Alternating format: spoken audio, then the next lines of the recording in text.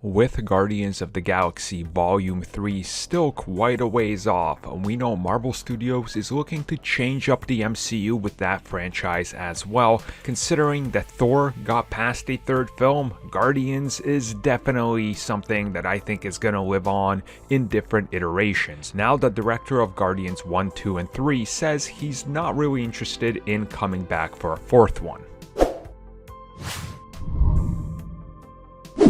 So if it's anything like the comics, the Guardians of the Galaxy are going to keep evolving with team members. And of course, we've already had this in the actual MCU and the films. If you look at the team, we're going to have at the end of Avengers Endgame going into Guardians 3, and the one that we started with in the first film, it's already gotten new members have left, and it's changing.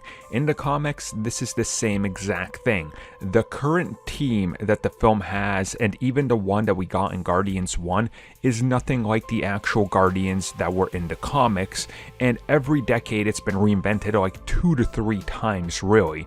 So it makes sense that the Guardians are gonna change and that they're gonna keep going on.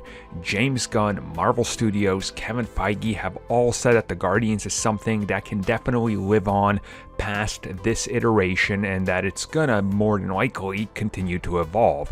Now recently James Gunn was asked about returning for the fourth one, and he said no, he's not planning on it right now. And he's just kind of planning to do the trilogy, and that's really it. Now, I want to be clear with people here. He's not saying he's definitely not going to do it. Just as of right now, he's not interested in doing it.